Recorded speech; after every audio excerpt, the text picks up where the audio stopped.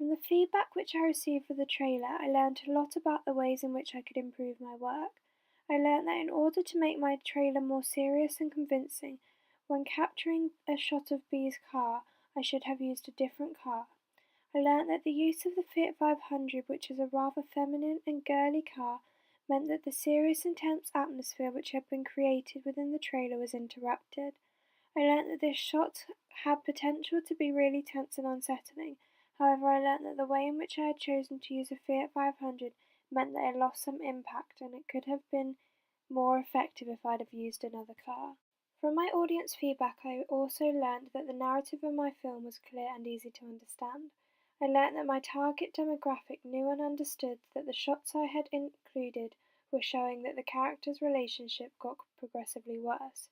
This therefore was really useful, given that it informed me of the fact that the shots I had used and the voiceover which I had edited were all successful in contributing towards ensuring the fact that the audience was able to decode the narrative of the trailer.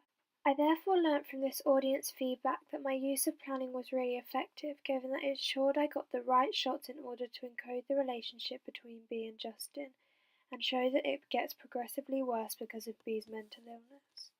However, having said this, I think that the narrative was slightly difficult to understand at the start of the narrative. Therefore, I learnt that you needed to watch the whole trailer in order to piece the storyline together. Although this was something I learnt from my audience feedback, it was not something that I was worried about, given that most trailers are difficult to work out the narrative of unless you watch the whole trailer.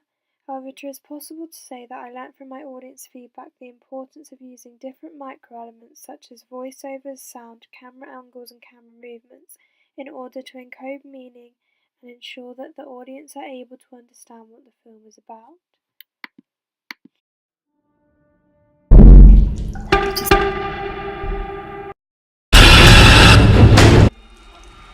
I also learnt from my feedback the way in which I had recorded sound of water at different levels was effective.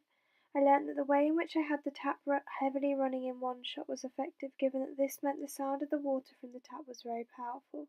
I learnt that the way in which the water had gently run in the next shot was also very good because it created an initial tense and unsettling atmosphere.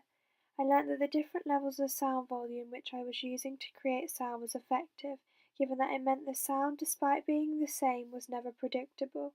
This therefore meant that I learnt from my audience feedback that different sound levels could be used in order to create a tense and eerie atmosphere. From my feedback, I learnt that one of the most effective shots within my trailer was the footage of Bee drowning in the water. I learnt that the way in which I had captured this shot using a close-up meant that it was effective. I learnt that the close-up I had used was effective, given that the way in which the close-up meant the audience had to look at her face, therefore made the audience feel uncomfortable and on edge. I learnt from my audience feedback that the way in which I had amplified the sound of her drowning in the water was also effective. I learnt that it was effective given that it made the audience feel tense and on edge, given that they had to physically listen to her drowning. Therefore, the way in which the camera was really close to her face and the audience had to listen to her choking on the water successfully made the audience feel tense, on edge and uncomfortable. I learnt from my audience feedback that the way in which I was trying to show Bee and Justin had been close and in a good relationship for a long time could have been more effective. I learnt that it could have been more effective given that I could have used a wider variety of locations in order to show that they had been together for a long term.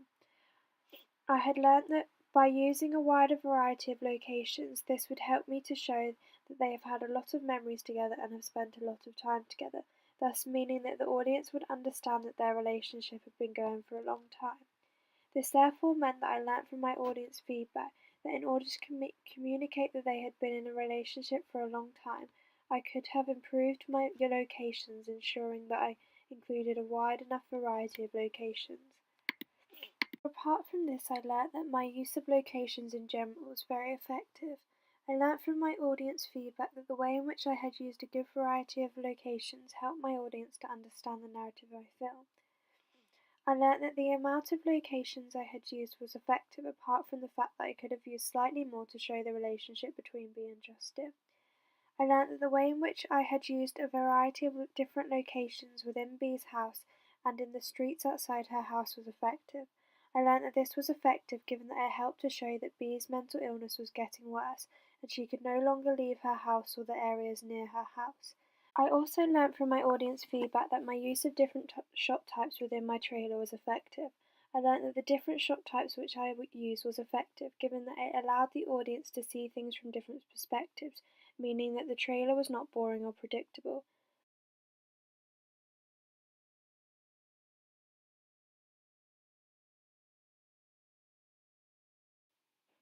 I also learnt that the way in which I had used a lot of close-ups meant that the audience did not feel safe, given that they were forced to look at things within close proximity, meaning that they felt tense and on edge.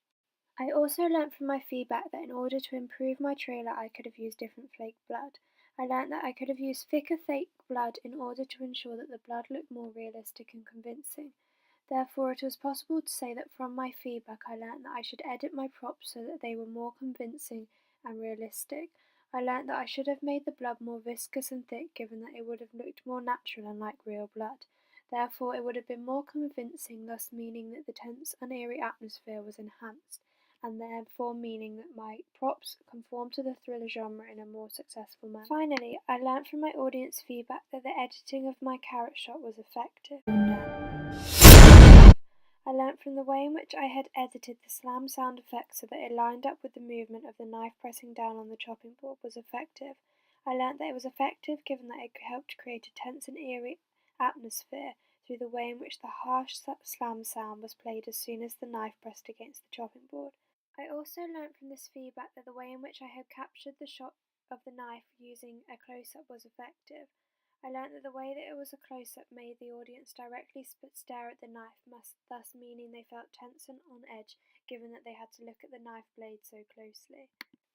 Finally, I learnt that the way in which I had edited the colours of the shot meant that it was effective.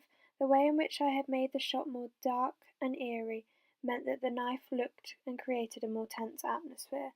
The way in which I had taken the bright colours out of the shot meant that the carrot looked like a finger, thus helping to create a tense and unsettled atmosphere.